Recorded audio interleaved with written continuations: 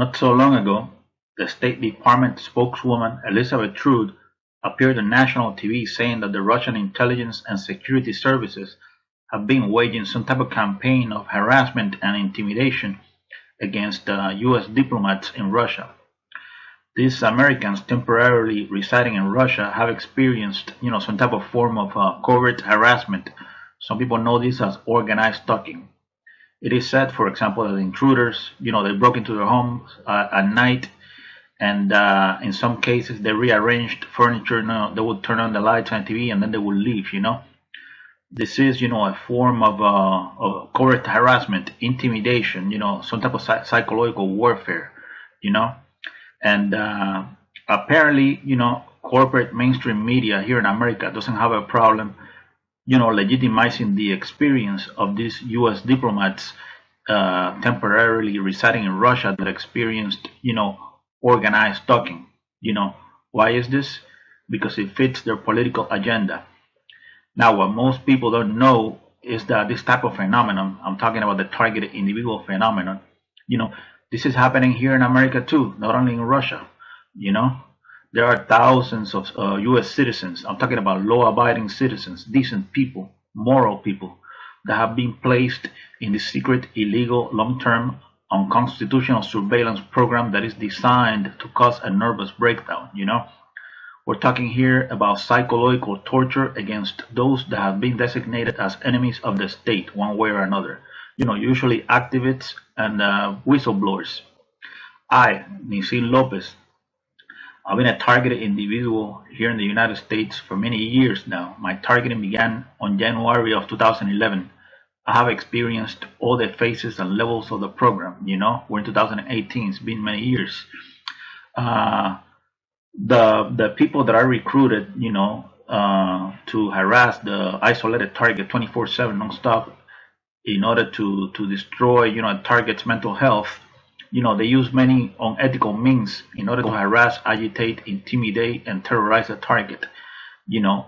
I'm talking, for example, about street theater, noise campaigns, mimicking, entrapment, all kinds of stuff, all types of rude behavior in order to expose the targeted individual to a stressor outside the range of usual human experience.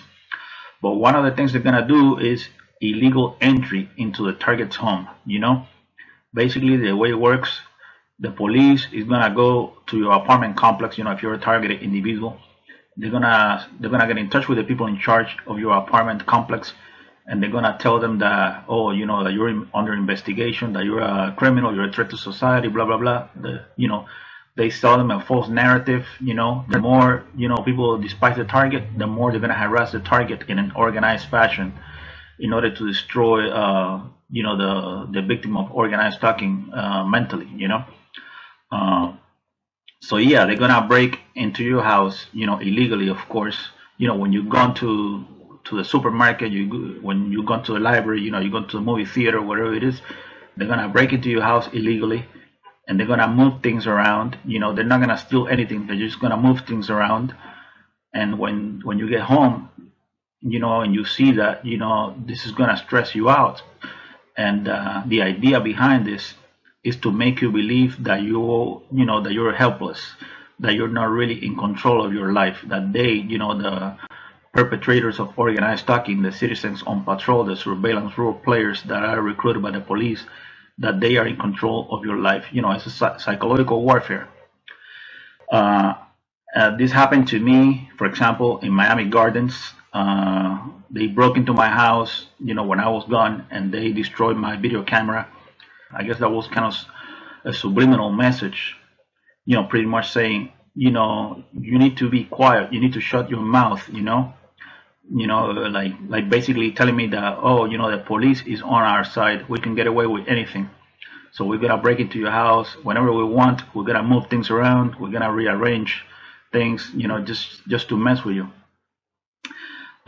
In case you think I'm talking trash, go ahead and Google the name Brandy Bond. She's a former pharmaceutical representative, a former Merck employee, and she blew the whistle on the vaccine issue. And the deep state criminal cabal, the powers behind the targeted individual program, they pulled the strings in order to punish her. You know, so they illegally broke into her house and they did the same things. The Russian intelligence and security services did to the U.S. diplomats in Moscow. But you're not gonna hear about Brandy Bond on national TV. Why? Because it doesn't fit the political agenda. So basically, corporate mainstream media here in America, which is at the service of the deep state criminal cabal, they're gonna tell you about the Russians, harassing U.S. diplomats, because it fits the political agenda.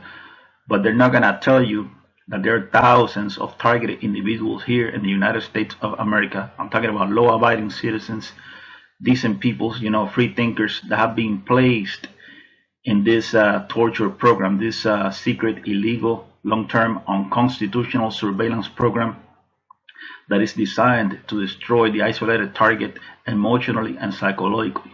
We're talking here about a slow kill program, and the government is behind this program.